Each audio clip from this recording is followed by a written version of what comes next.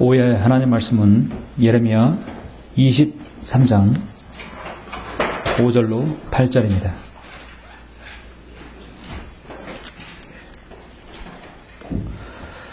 오늘 오후에는 진리의 말씀을 선포합니다. 우리 주 예수 그리스도의 재림과 관련된 진리의 말씀입니다. 좀 딱딱할 수 있으나 오묘하신 하나님의 말씀이기 때문에 여러분이 잘 정신 바짝 차려서 들으시길 바랍니다. 예레미야 23장 5절로 8절입니다. 제가 봉독한 5절부터 8절 이 사이에는 초림과 재림이 같이 들어 있습니다. 그래서 초림과 재림이 공존하는 본문이죠. 봉독해 올리겠습니다. 주가 말하노라. 보라, 그 날들이 오리니 내가 다윗에게 한 의로운 가지를 일으키리니 한 왕이 치리하고 번성하여 지상에서 공의와 정의를 실행하리라. 그 날들에 유다는 구원을 받고 이스라엘은 안전하게 거하리라. 이것이 그의 이름이니 그는 우리 주 우리의 의라 불리리라. 그러므로 주가 말하노라. 보라, 그 날들이 오리니 그들이 더 이상 이집트 땅에서 이스라엘 자손을 인도해 내신 주께서 살아계시거니와 라고 말하지 않고 이스라엘 집의 씨를 북쪽 나라와 내가 그들을 몰아냈던 모든 나라로부터 인도하고 이끌어준 주께서 살아계시거니와 라고 말하리니 그들이 그들을 자신의 땅에 거하리라. 아멘. 전적으로 후반부에 있는 이 6절, 7절, 8절은 우리 주님의 재림과 관련된 이스라엘의 회복에 관한 말씀이죠. 23절, 5절은 주가 말하노라. 보라, 그 날들이 오리니 내가 다윗에게 한 의로운 가지를 일으키리니, 여기서 이것이 일으키시리니, 이 부분은 주님의 초림과 그 다음에 한 왕이 치리하고 번성하여 지상에서 공의와 정의를 실행하리라. 이 부분은 주님의 재림에 관한 부분이죠. 오늘 우리는 이 말씀을 통해서 하나님께서 얼마나 하나님의 말씀이 영감으로 기록되고 섭리로 보존해서 영감으로 기록된 그 말씀을 예언한 말씀이 이제 우리는 확인할 것입니다. 오늘 이 말씀을 자세히 보기 전에 잠시 기도드리겠습니다. 공의와 진리가 충만하시고 또 지극히 거룩하신 아버지 하나님, 감사를 드립니다. 예수 그리스도의 피로 구속받은 성도들 오후에 다시 모였습니다. 하나님께서 우리에게 바른 말씀인 한글 킨징 성경을 허락하여 주셔서 이 땅에 변개되고 참으로 주님 앞에 추악하고 더러운 모든 종교 행위들에서 아버지 하나님 성별하여 이렇게 성경대로 믿는 대열에서 주님을 섬길 수 있도록 인도해 주심을 감사합니다. 우리는 이 진리의 말씀인 한글 킨징 성경을 통하여 앞으로 주님께서 이룩하시게 될 재림에 관한 모든 부분을 우리가 잠시 살펴보고자 합니다. 그 중에서 우리 주님의 재림하셔서 이스라엘을 어떻게 회복할 것인가에 대해서도 살펴보고자 합니다. 이 말씀에 기름 부어주시고 이 말씀을 단순한 공부에서 지식적인 것에서 끝나지 아니하고 주님의 재림을 마음에 믿고 또 그것을 소망하는 귀한 시간 될 수 있도록 인도하여 주시옵소서. 주 예수 그리스도 이름으로 기도드렸습니다. 아멘. 오후의 설교는 한 의로운 가지를 일으키리니 라는 제목으로 설교하고자 합니다. 5절에서 한 의로운 가지를 일으키리니, 오늘이 2월의 마지막 주일이 되죠. 벌써 입춘이 지났습니다. 다음 주면 겨울잠을 잤던 개구리가 눈을 뜨는 다음 주 3월 초면 경칩이 옵니다. 만물이 소생하는 봄을 싫어하는 사람이 과연 있을까요? 여러분도 그 누구보다도 봄을 기다리고 있을 분도 있습니다. 겨울을 좋아하는 분도 있겠지만 대다수 우리 자매님들은 겨울이 좀 춥기 때문에 온전하게 또 몸 활동하기 쉽지 않죠. 대다수 겨울보다는 봄을 기다립니다. 봄이 되면 겨울에 앙상하게 얼어붙었던 그 앙상한 가지에서 새싹이 나고 꽃이 피고 연한 잎이 나오며 창조 하나님의 섭리와 생명의 신비를 여러분이 그것을 보게 됩니다.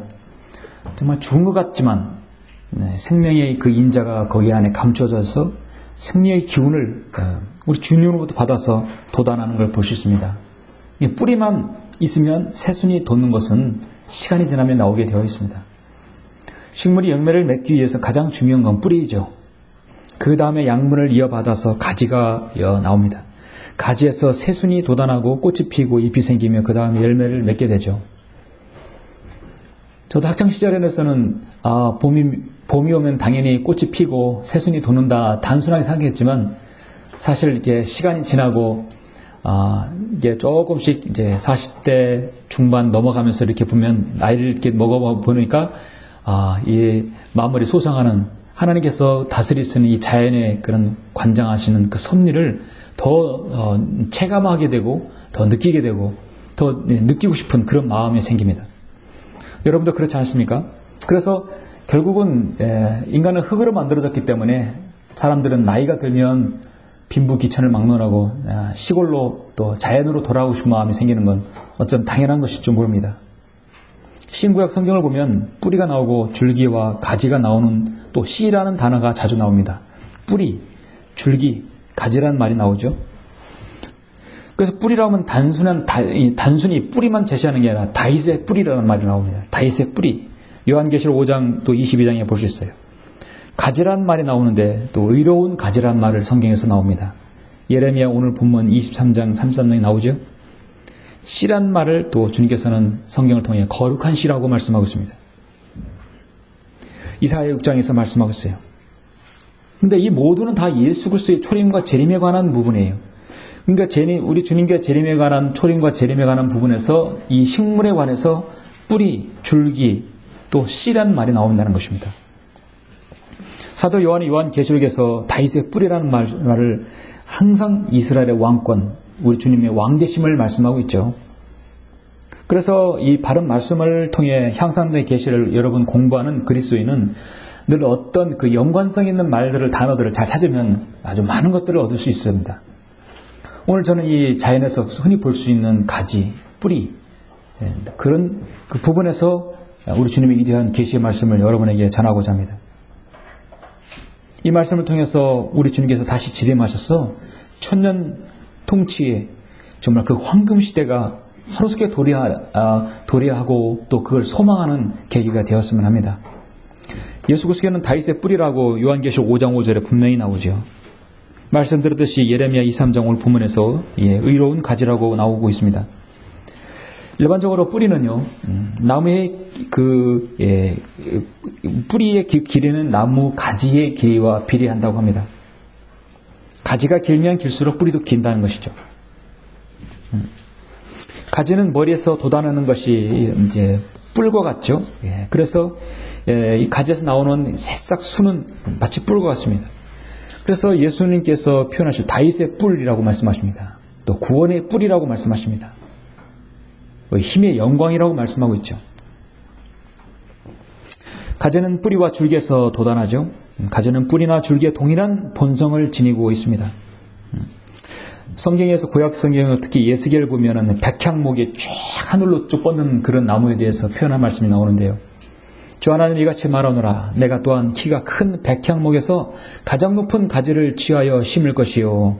내가 그 어린 가지들 꼭대기에서 연한 가지를 꺾어 높고 우뚝 솟은 산에 심으리라.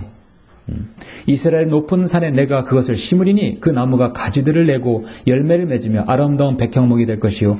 그 아래 각 날개의 모든 새가 거할 것이며 그 가지들의 그늘 속에 그들이 거하리라. 들의 모든 나무들은 나 주가 높은 나무를 낮게 낮췄고 낮은 나무를 높였으며 푸른 나무를 마르게 했고 마른 나무를 무성케 할 줄을 알리라. 나 주가 그것을 말하고 행하였느니라.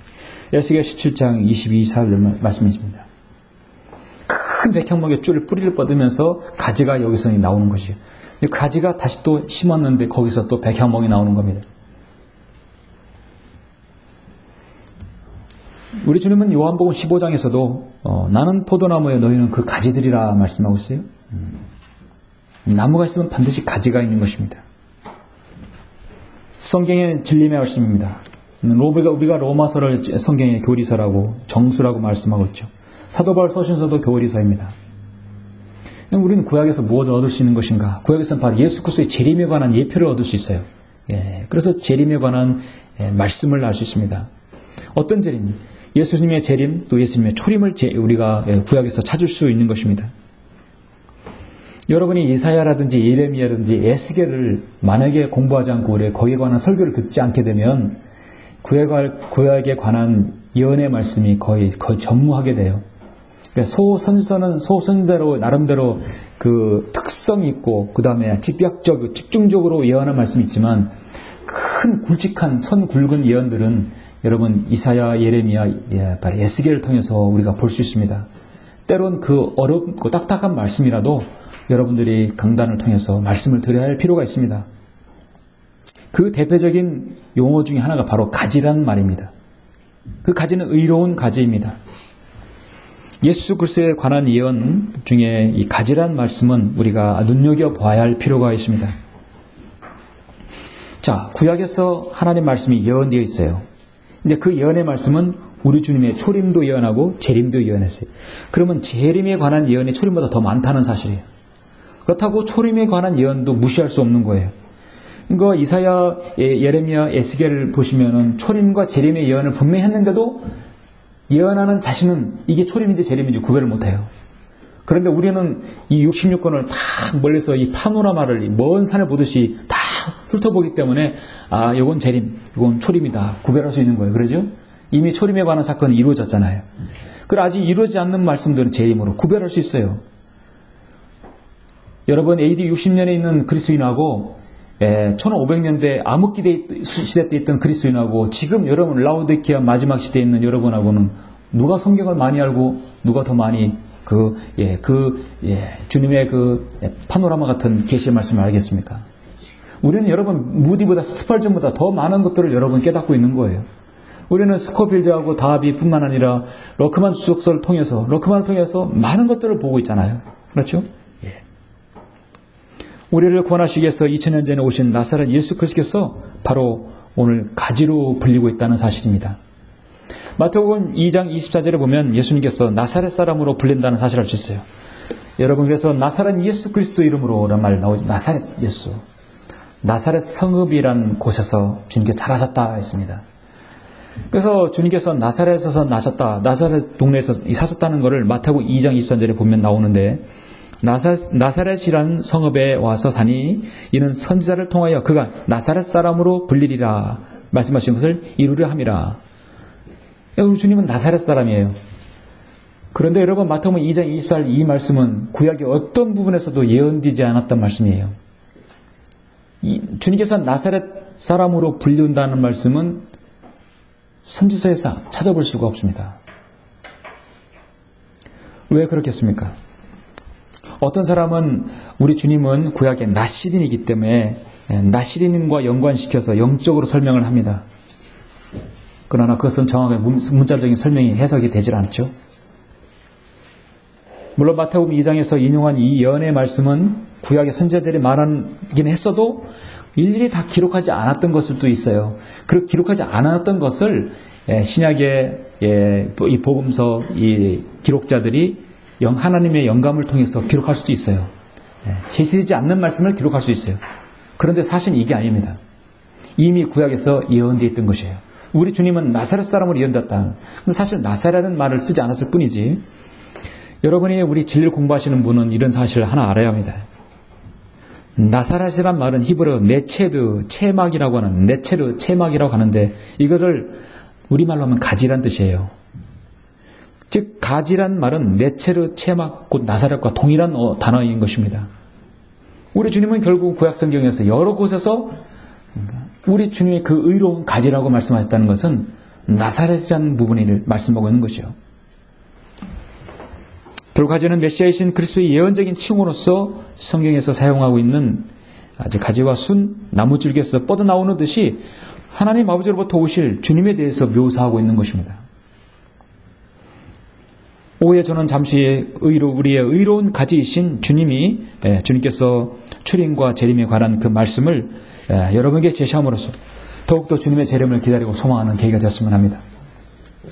제가 오늘 예레미야 23장 5절부터 8절의 본문을 잡았습니다. 여러분 보셨던 이 본문은 오늘날 거짓 선지자와 거짓 선지자들에 대한 강력한 경고가 들어있어요. 그리고 주님의 재림에 관한 부분이 기록되어 있습니다. 그래서 초반부 1절부터 8절까지는요, 우리 주님의 재림에 관한 부분이 대다수 차지합니다. 재림에 관해서 이스라엘 민족이 그들 자신의 땅에 거하리라, 그들의 고토로 돌아오겠다는 건 그 말씀이 예언되어 있어요. 그 다음부터는 이제 거짓 선지자들에 대한 경고입니다. 그래서 오늘날 거짓 선지자들은 성경 변개자들입니다. 대표적으로 한국 성서공회, 대한성서공회, 그 주류들은 사실 거짓 선지자 일부들이고요, 거짓 교사들입니다. 자, 여러분 잠시 한번 23장 한 장 넘기셔서 28절, 29절, 3절 보시면, 꿈을 가진 선지자는 꿈을 말하며 내 말을 가진 자는 내 말을 신실하게 고할지니라. 육정이가 밀에게 무엇이겠느냐? 주가 말하노라. 이성 목사님께서는 예레미야 말씀하실 때 꼭 이 말씀을 언급하시죠. 쭉정이가 밀에게 무엇이겠느냐? 아무것도 아니다. 불에 들어갈 수밖에 없는 거지. 주가 말하노라. 내 말이 불같지 아니하냐? 바위를 부숴 조각내는 큰 망치 같지 아니하냐? 주가 말하노라. 그러므로 보라, 각기 자기 이웃으로부터 내 말들을 도둑질하는 선자들을 내가 대적하노라. 주님은 성경 변가자를 대적한다고 말씀하고 있습니다. 강력한 말씀 36절에 나오죠. 너희는 주의 엄중한 말씀이라. 고 다시는 말하지 말라. 각 사람의 말이 자신의 무거운 짐이 되리니 이는 너희가 살아계신 하나님 만군의 주 우리 하나님의 말씀들을 변절시켰습니다. 하나님 말씀을 변개시킨 자들에게 하나님께 대적하신다고 분명히 말씀하고 있어요. 예레미야 23장의 대부분은 거짓 선지자, 거짓 교사들에 대한 경고의 말씀입니다. 그런데 오늘 본문 5절부터 8절은 바로 주님의 재림에 관한 장이죠. 구약에서 예수님에 관한 예언으로 가지를 말하는 것입니다. 이 가지라는 말은 이사야에서 2번 나오고요, 성경에 딱 6번 나오는데, 예레미야에서 2번, 스가랴에서 2번 나오는데요, 각기 서로 다른 각도로 말씀하고 있다는 사실, 이걸 우리가 알아야 합니다. 말씀을 준비하면서 개역 개정판, 개역 성경을 이렇게 보면, 우리 하나님의 말씀 한글 힘든 성경은 예레미야든 이사야든 스가랴든 동일하게 가지란 말을 일괄되게 쓰고 있습니다. 그래서 이 가지란 말을 대문자로 킹제임스 성경은 기록해놨기 때문에 특별한 의미예요. 킹제임스 성경의 특별한 대문자, 우리 글자체도 다르죠. 그런 그 가지는 일반 나무에서 싹 나오는 그 가지가 아니라 한 사람을 말씀하고 있는 거예요. 바로 우리 주님을 말씀하고 있는 것이요. 그런데 변개된 성경 개역 개정판 개역성경에서는 이사야에서는 싹이라고 나옵니다. 가지가 아니라 싹으로 변개시켰고, 스가랴에서는 순으로 변개시켰어요. 어떤 데는 어떤 데는 싹, 어떤 데는 가지, 어떤 데는 순으로 뒤죽박죽 해놨기 때문에 우리 주님의 재림의 통치에 관한 부분에 대해서 해석을 할 수 없고 설명할 수가 없어요. 순이라는 말을 가지고 끈질긴 생명력을 가졌다고 해서 영적으로 억지로 해석할 수는 있지만, 여러분 성경의 예언을 영적으로 해석하면 어떻게 되겠습니까? 우리는 이스라엘이 되어버리는 거예요. 그렇죠? 예. 영적으로 해석할 수 없어요. 문자적으로 그대로 봐야 합니다. 어떻게 이런 병이 되고 일관성 없는 이런 말씀으로 한국교회 교인들이 형상된 계시의 말씀을 습득하고 우리 주님의 재림에 소망을 둘 수 있겠습니까? 성경은 오직 가지, 그 하나의 올바른 번역만이 일괄되게 제시함으로써 진리를 여러분에게 갈파하는 것입니다. 성경에서 우리 주님께서 재림하셔서 불리게 될 많은 이름 중에 하나가 바로 예레미야에서 주 우리의 의라고 말씀하고 있습니다. 그 날들에 유다는 구원을 받고 이스라엘은 완전하게 거하리라. 이것이 그의 이름이니 그는 주 우리의 의라. 주 우리의 의인, 성경에 딱 2번 나오죠. 예레미야에 제시하고 있습니다. 개역 개정판에서도 확인해 보니까 주 우리의 의가 삭제되어 없어요. 주 우리의 의는요, 주님이 재림하셔서 이스라엘 백성들이 불리우는 이름이에요. 우리 주님의 이름이에요. 이건 현재 우리가 불리는 이름이 아니라 주님이 재림하셔서 이스라엘 백성이 자신의 구주 이름을 부를 때 주 우리의 의라 부르는 거예요. 그래서 성경은 여기서 딱 명확하게 대문자로 나오는 것입니다. 성경에는 두 종류의 의가 나옵니다. 율법에 순종해서 얻는 행위의 의가 있고, 하나님의 아들이신 주 예수 그리스도를 믿는 믿음으로 얻는 믿음의 의가 있죠. 그래서 로마서 9장 30절에 보면 그런즉 우리가 무슨 말 하리요? 의를 따르지 아니하던 이방인들의 의에 이르렀으니 곧 믿음에서 난 의라. 여러분은 행위에 의해서 구원받았습니까? 믿음에 의해 구원받았습니까? 믿음에 의해 구원받았습니다. 예수 그리스도를 통하여 그렇게 된 것입니다. 그러나 유대인들은요, 이 믿음의 의의를 거절했어요. 그들은 민족적이고 종교적이고 그들은 선택된 민족이라는 교만으로 인해서 이 단순한 믿음의 의의를 거절하고서 맹목적인 종교 율법에 빠졌습니다. 일찍이 예언된 메시아로 오신 예수 그리스도를 거절하고 율법에 매달렸습니다. 결국 그들은 자신의 의로 다가오신 주 예수 그리스도를 십자가에 죽게 하셨고 못 박아서 거절했던 것입니다.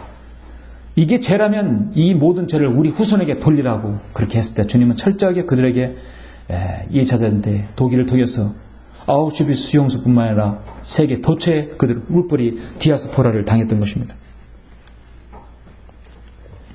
그래서 로마서 10장 2절 3절에서 사도 바울은 아마도 이 구절에서는 눈물을 흘렸을 것이, 내가 그들에게 대하여 증거하노니 그들에게는 하나님에 대한 열성은 있으나 지식을 따라 된 것이 아니니라.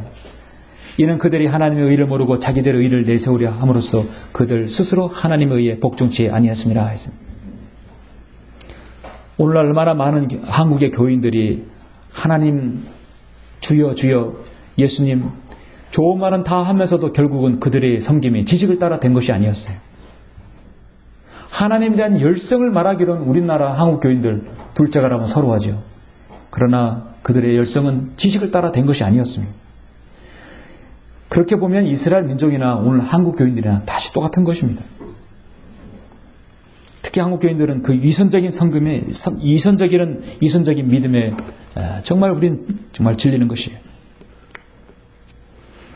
이스라엘 백성이 자신의 왕으로 유대인의 왕으로 통치자로 오셨을 때 그들은 거절했을 때 우리 주님은 목 놓아 울면서 오 예루살렘아 예루살렘아 선지자를 죽이며 너에게 보낸 사람들을 돌로 치는 자야 마치 암탉이 자기 병아리들을 날개 아래 함께 모으듯이 내가 얼마나 자주 내 자녀들을 모으려고 하였더냐. 그러나 너희가 원치 아니하였도다. 마태복음 23장 37절 말씀이에요. 그러나 너희가 원치 아니하였도다. 이거는 하나님께서 너희들 거절할 거로 예정하지 않았다는 얘기예요. 그들은 자신의 의지대로 그들이 예수님을 거부했다는 것입니다. 주님께서 자신을 거부한 이스라엘 민족을 향해서 주님 우시면서 이렇게 말씀하셨어요. 오늘 본문의 예레미야도요 4장 14절에서 동일한 그 기도를 했습니다. 오 예루살렘아 악으로부터 내 마음을 씻으라. 그리하면 내가 구원을 받으리라. 내 헛된 생각들이 내 안에서 얼마나 오래 머무르느냐. 그리고 예레미야는 정말 예레미야 애가도 있듯이 눈물의 선지자예요. 우리 주님도 정말 눈물의 선지자이고 눈물의 왕이십니다. 자신의 민족으로부터 철저히 거부당한 우리 주님이 기도했던 것입니다. 저는 오늘 이 시간 한 의로운 가지를 일으킨다 말씀을 가지고 이 말씀에서 나오는 진리가 무엇인가? 여러분은 오늘 이 말씀을 통해서 저는 4가지를 제시할 텐데요. 자, 여러분 우리가 마태복음은 유대인의 왕으로 오셨다 하는 말씀입니다. 그리고 마가복음은 뭐죠? 마가복음은 하나님의 위대한 종으로 사역자로 오셨다. 누가복음은 인자로 오셨다. 요한복음은 하나님의 아들로 오셨다. 여러분 이걸 어떻게 하셨습니까? 그렇게 학습해서 배워서 그렇게 알고 계십니까? 그렇지 않아요. 사실 그렇게 또 기록하셨어요. 근데 그렇게 영감으로 기록할 것을 구약에서 미리 다 보여줬다는 것입니다. 정말 놀랍죠? 영감으로 기록될 말씀을 구약에서 미리 그걸 다 예언하셨다는 거예요. 한 의로운 가지를 일으키는 이 말씀에서 얻는 진리는 첫 번째 무엇인가? 주 우리의 의인 한 가지는 바로 유대인의 왕이시라는 사실입니다. 유대인의 왕이시라는 거예요. 첫 번째 진리는. 오늘 예레미야 23장 5절 8절이 바로 그 말씀입니다. 주가 말하노라 보라 그 날들이 오리니 내가 너희에게 한 의로운 가지를 일으키리니 한 왕이 치리하고 번성하여 지상에서 공의와 정의를 실행하리라. 여러분 구약성경에서 다윗 왕은 이미 지금 죽었어요. 없어요. 한참 전이에요. 그런데 다윗이 나온다면 항상 다윗의 왕권 통치를 말씀하는 겁니다. 그 날들에 유다는 구원을 받고 이스라엘은 안전하게 거하리라. 이것이 그의 이름이니 그는 주 우리의 의라 불리리라. 그러므로 주가 말하노라 보라 그 날들이 오리니 그들이 더 이상 이집 땅에서 이스라엘 자손을 인도해내신 주께서 살아계시거니와 라고 말하지 않고 이스라엘 집의 씨를 북쪽 나라와 내가 그들을 몰아냈던 모든 나라로부터 인도하여 이끌어준 주께서 살아계시거니와 라고 말하더니 그들이 그들 자신의 땅에 거하리라. 예레미야 23장 이 지금 5절 이후 5절 후반절 한 왕이 치리하고 번성하고 지상에서 공의와 정의를 실행할 때는 언제입니까? 주님의 재림 때예요. 이것을 주님께서 초림 때 실현하시러 오셨어요. 그런데 이스라엘은 주님을 거부함으로써 한 의로운 가지를 일으키리니 여기서 하고 한 왕이 치리한다는 이 사이 공간이 2000년이나 공백이 있었던 것입니다. 한 의로운 가지를 일으키리니 하고 한 왕이 치리하고 한 이 사이에는 2000년의 공백이 있었던 것이에요. 여러분 아시다시피 이 마태복음 1장은 바로 유대인의 왕의 족보입니다. 그 왕의 족보에 주님께서 천하게 여기는 가나안 민족 또 이방 여인들이 거의 다수가 들어있어요. 왕의 족보에 여자가 들어있을 수가 없죠. 그리고 모두 다 간과 연관되어 있어요. 하나님의 말씀은 실제적으로 거짓이 없습니다. 위선이 없습니다. 중요한 것은 거기서 왕권이 나온다는 것이죠. 이사야 11장 1절에 보면 이새의 줄기에서 한 싹이 나며 그의 뿌리들에서 한 가지가 자랄 것이라. 바로 이새의 줄기 뭡니까? 다윗의 아버지가 바로 이새잖아요. 그 줄기에서 한 싹이 나며 그 뿌리에서 한 가지가 자랄 것이라. 그 왕이 나온다는 것입니다.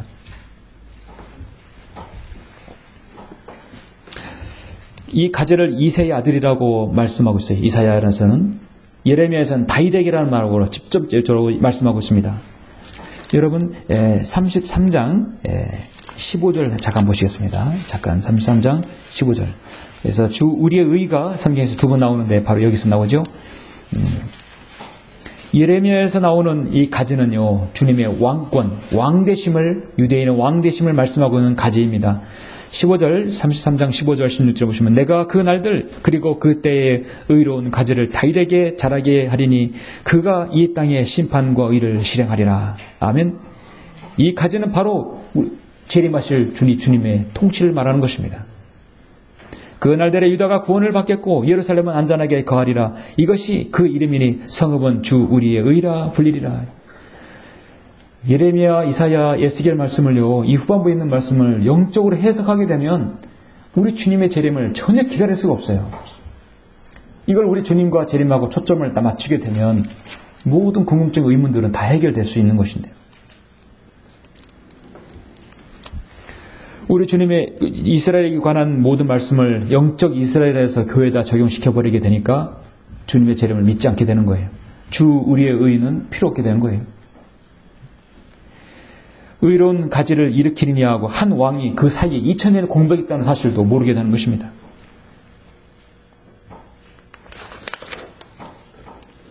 그래서 마태복음 1장 1절에 다윗의 아들이요 아브라함의 아들인 예수 그리스도의 세대에 관한 책이라고. 다윗의 아들 바로 왕이기 때문에 그런 것입니다.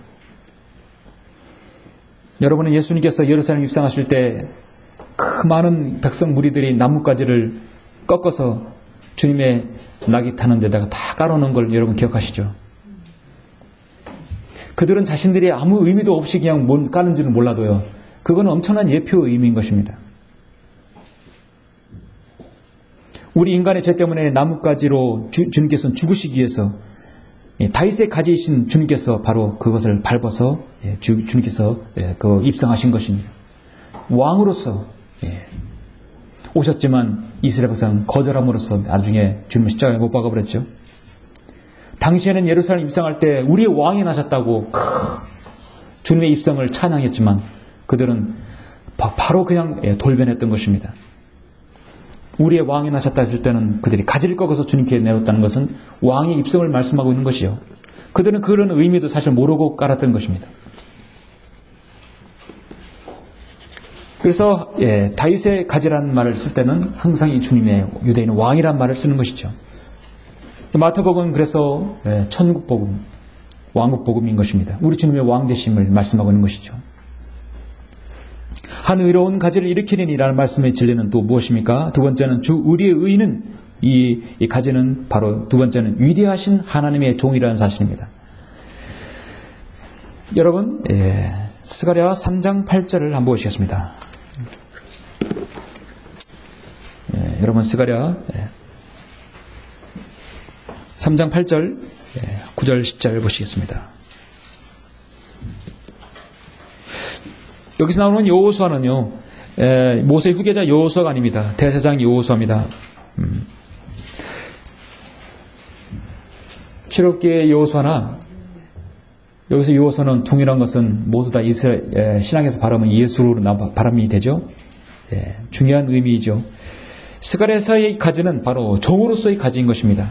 오 대제사장 여호수아야, 너와 내 앞에 앉은 내 동료들은 이제 들으라. 이는 그들이 기이 여김을 받은 자들임이라. 보라, 내가 내 종 가지를 낼 것이라. 내가 내 종 가지를 낼 것이라. 내 종 가지를 낼 것이라는 위대한 주님의 사역자로서의 주님을 예표하는 것입니다. 하나님께서는 그렇게 예표하셨고 마가복음은 우리 주님을 위대한 종으로서 보여주신 것이에요. 주님께서는 이미 520년 전에 그렇게 예언하셨고 그걸 그대로 영감으로 기록하셨다는 것입니다. 내가 여호수 앞에 놓은 돌을 보라. 한 돌 위에 7눈이 있으리라. 보라, 내가 거기에 새길 것을 새기리라. 만군의 주가 말하노라. 또 내가 그 땅의 죄악을 하루에 제거하리라. 만군의 주가 말하노니 그날에 너희는 각기 포도나무와 무화과나무 아래로 자기 이웃을 부리리라 하더라 했습니다. 이 스가랴 3장이나 6장 같은 경우는 70년 포로 생활을 마치고 돌아온 유대인들에게 사역하고 있던 대제사장 여호수아가 에 대해서 말하는 것이죠. 그러나 이 말씀은 예수 그리스도의 재림에 관한 초림에서 위대한 사역자로서의 종으로 말씀하는 것입니다. 예언할 때는 이것이 초림의 종 가지인지 재림의 종 가지인지 구분하지 못했을지 모르지만 우리는 분명히 마가복음이 위대한 사역자로서의 종으로 우리가 보고 있는 것입니다. 그래서 마가복음엔 이 사역, 주님의 공생의 사역이요, 사역의 많은 부분을 집중해서 하려고 했어요. 특히 마귀를 내쫓는 사역, 더러운 영을 내쫓는 사역이 집중적으로 제시하고 있습니다. 그러니까 마가복음은 전적으로 종의 역할을 볼 수 있어요. 누가복음에서도 족보가 나오지요. 자, 마태복음 왕의 족보가 나오죠. 마가복음엔 족보가 없어요. 누가 누구를 낳고 그것이었습니다. 왜냐하면 종이기 때문입니다. 종은 주인의 말에 순종하고 그들을 실행하는 것이에요. 종은 자신의 어떤 행적에 대해서 기록하거나 족보도 기록되지 않습니다. 자신의 족보에는 종은 관심이 없어요. 주님의 명령에 따를 뿐인 것입니다. 위대한 사역자로서 주님의 종에 관한 부분이 바로 마가복음에 기록되어 있는 것이죠. 그래서 오늘 이 말씀을 근거로 해서 마가복음이 주님께서 마가를 통해서 기록한 것입니다. 여기 한 의로운 가지는 위대한 사역자이신 주님이 드러내고 있는 것입니다. 한 의로운 가지를 일으키리라는 말씀의 진리는 세 번째, 주 우리의 의인은 바로 인자라는 사실을 말씀하고 있습니다. 잠시 좀 넘겼어요. 여러분, 스가랴 6장을 보시겠습니다. 같은 가지이지만 그 가지에서 어떤 쪽으로 뻗으냐에 따라 틀리는 것이죠. 성경은 참으로 놀랍죠. 같은 스가랴서 3장은 종이지만 지금 6장 여러분 9절부터 12절을 보시겠습니다. 주의 말씀이 내게 임하여 말씀하시니라. 사로잡힌 자들 중에서 바벨론에서 온 헬데와 토비아와 여다야를 취하라. 그리고 너는 같은 날 와서 스파냐의 아들 요시야의 집으로 들어가 은과 금을 취하여 멸관을 만들어 사닥의 아들 대제사장 여호수아의 머리에 씌우고 그에게 일러 말하기를 만군의 주가 이같이 일러 말하노라. 그 이름이 가지인 사람을 보라. 그 이름이 가지인 사람을 보라.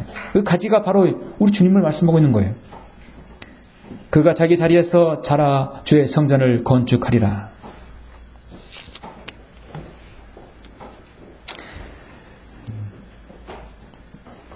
스가랴서 6장은 가진 바로 누가복음 말씀처럼 예수님을 인자로 묘사하고 있는 것입니다. 완벽한 사람이자 완벽한 하나님. 하나님께서는 인간과 사람 사이의 중보자가 될 수 있는 유일한 근거가 무엇입니까? 바로 인자이시기 때문에 가능한 것입니다. 누가복음 19장 10절 보면 인자가 온 것은 잃어버린 자를 찾고 또 구원하려는 것이라 했습니다. 여러분이 길 가는 개미나 벌레가 낭떠러지 떨어지거나 잘못된 곳으로 가고 있을 때 그걸 장황하게 그 잘못된 곳에서 이끌어주고 잘못된 길이라고 알려줄 수 있는 유일한 근거는 무엇입니까? 여러분의 힘으로, 여러분의 그 능력으로 다른 길을 만들어서 할 수도 있지만 가장 좋은 방법은 여러분이 벌레가 되는 거예요. 그렇죠? 여러분이 벌레가 돼서 그걸 경고하는 거예요. 예. 잘못된 길을 가고 있다고. 이 길로 가면 천적이 먹힌다고. 이 길로 가면 길이 없다고 알려줄 수 있는 것이에요. 인간이 잘못된 길로 가고 있는데 알지 못해요. 우리 스스로는 절대 길을 찾을 수 없는 그런 존재들입니다. 하나님께서 인간의 몸을 입으셨잖아요. 벌레와 같은 우리 인간의 몸을 입으셔서 친히 죄를 알려주시고 지옥에 경고해 주시고 유일하신 구원의 방법을 제시해 주신 거예요. 그게 바로 인자인 거예요. 완벽한 하나님이시고 완벽한 인간으로 오신 것입니다. 단 죄가 없으셔야 하는 것입니다. 그래서 누가복음서는 인자라는 말씀이 성경에서 가장 많이 제시되고 있습니다. 신약 복음서에서 26회로 가장 많이 언급되고 있는 이유가 바로 그것입니다. 그 이름이 가진 사람이라고 말씀하고 있어요.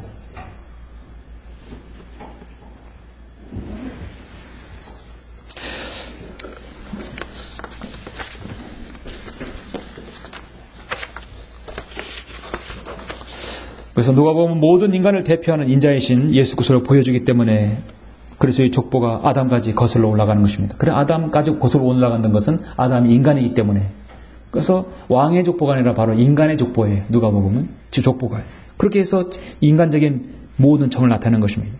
우리 주님께서 나사로의 죽음뿐만 아니라 죄인을 위로해 주시고 치유해 주시는 모든 부분에서 가장 연민과 인간의 정을 느끼게 해주는 분이 바로 누가복음에서 볼 수 있어요. 그래서 우리가 복음을 전할 때 누가복음과 요한복음을 많이 넣는 이유가 바로 그것입니다. 한 의로운 가지를 일으키리니 라는 말씀에 진리는 마지막으로 네 번째 우리의 의는 가지는 바로 하나님의 아들이심을 나타내는 것입니다. 하나님의 아들이심을 나타내는 것이에요. 자, 우리는 예레미야 봤죠? 스가랴 2번 봤죠? 마지막 어디 남았습니까? 이사야 4장 보십시오. 이사야 4장. 그래서 성경은 이사야 2번, 예레미야 2번, 스가랴 2번 다 2번씩 제시하면서 정확하게 마태, 마가, 누가복음을 예언하신 것이죠. 이사야 4장 1절부터 2절 여러분 4절까지 한번 보시면 그 날에는 7 여인이 한 남자를 붙잡고 말하기를 우리가 우리의 빵으로 먹고 우리의 옷을 입으리니 단지 우리가 당신의 이름으로 불러내게만 하여 우리의 수치를 제하게 하라 하리라. 그 날에는 주의 가지가 아름답고 주의 가지라는 말이 나오는 것이죠. 여호와의 싹이라고 나오는데요. 병해된 성경은 잘못됐습니다. 주의 가지가 아름답고 영화로울 것이요 땅에 열면 이스라엘의 피난자들을 위해 훌륭하고 아름답게 되리라. 그때에는 시온에 남겨둔 자와 예루살렘에 남아있는 자 곧 예루살렘에 사는 자들 가운데 기록된 모든 자들까지도 거룩하다고 칭찬을 받으리니 곧 주께서 심판의 영과 불타는 영으로 시온의 딸들의 더러움을 씻어내시며 그 가운데 예루살렘의 피를 정결케 하실더라 하십니다. 이 가지는 예루살렘 피를 정결케 할 수 있는 죄의 용서를 할 수 있는 바로 하나님의 아들이십니다. 우리 인간의 죄를 정결케 할 수 있는 유일한 근거가 뭡니까? 바로 하나님의 아들이십니다. 마가복음에 위대한 주님의 사역자로서 치유의 능력을 치유의 능력을 행하시는 주님의 사역을 볼 수 있지만 바로 요한복음은 하나님의 아들이심이 바로 우리의 모든 죄를 사할 수 있다는 것이에요. 그래서 요한복음 1장 29절을 보라 하나님을 보라 세상 죄를 제거하는 하나님의 어린 양이라고 말씀하고 있죠. 요한복음은 1장부터 계속해서 보시면 하나님의 아들이심을 분명히 증거하고 있습니다. 하나님의 아들이심은 분명히 증거한다는 얘기는 뭐냐면 나를 본 자는 하나님을 봤다고 하는 것이에요. 곧 내가 너희의 죄를 용서할 수 있는 그분이라는 거예요. 그렇죠? 유일한 죄를 깨끗게 할 수 있는 분은 바로 주님이라는 사실을 보여주는 것입니다. 그렇기 때문에 요한복음은 우리 그리스도인이 복음을 전할 때 아주 가장 필요한 부분 중에 하나예요. 너희는 거듭나야 된다는 말씀, 영과 진리를 경배해야 된다는 말씀이 어디에 나옵니까? 바로 요한복음에 제시되는 것이에요. 그래서 요한복음에서 우리는 하나님의 아들의 독생자 예수 그리스도가 나온 독생자라는 부분이 요한복음에 나옵니다. 하나님의 아들로서 예수 그리스도의 신성을 드러낼 수 있는 것이에요. 그게 바로 주의 가제입니다.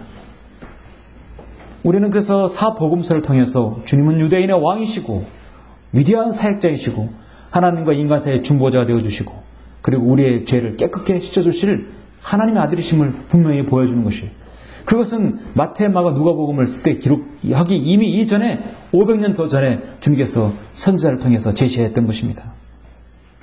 큰 백향목, 큰 나무가 제목이 될 나무가 쫙 가지가 4갈래로 뻗었다는 것입니다. 가지가 4걸 뻗었어요. 왕으로서, 종으로서, 인자로서, 하나님 아들로서 그렇게 뻗었다고 생각하시면 되는 것입니다.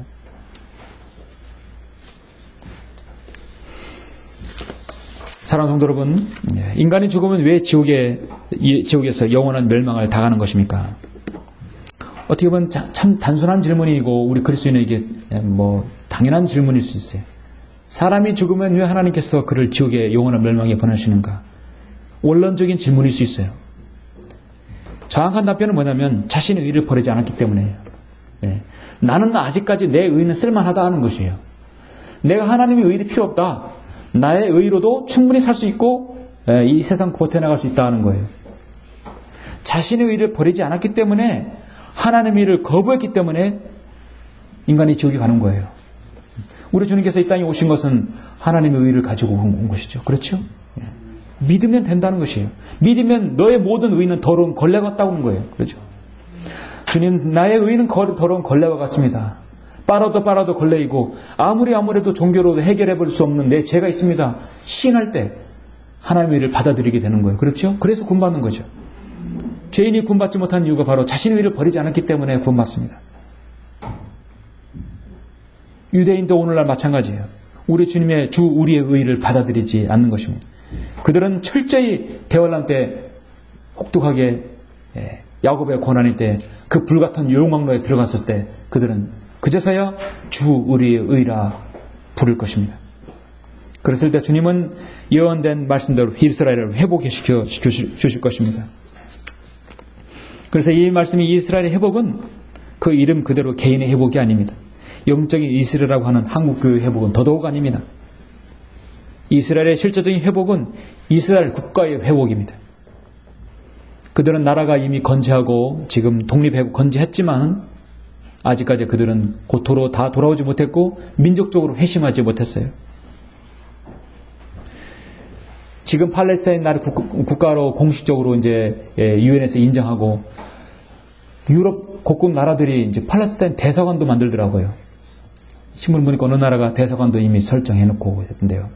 참으로 하나님을 모르는 것입니다. 하나님을 배격하는 것입니다.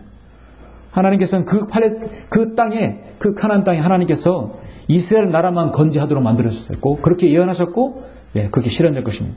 그런데 인간적인 타협과 해결로서 팔레스타인에게 국가를 인정해 준다는 것은 반성경적이고 절대 우리는 그것에서 동조하지 않고 동의하지 않는 것이죠. 그건 성경을 거부하는 것입니다.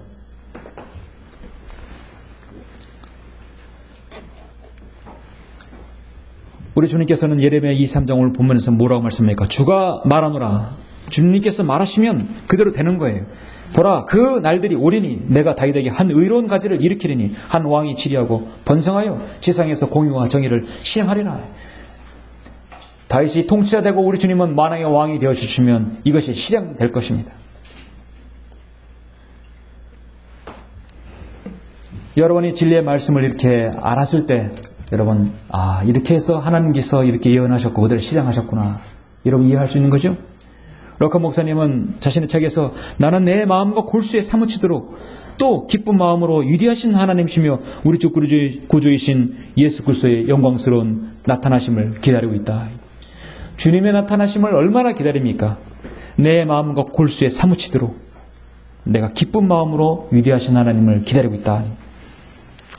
여러분도 골수에 사무치도록 기다리고 있습니까? 정말 여러분 하나님의 말씀을 정말 공부하실 때 내 마음과 골수에 사무치도록 그렇게 간절함이 있습니까? 예. 그렇게 하실 때 성령님께서 여러분 조명을 주십니다.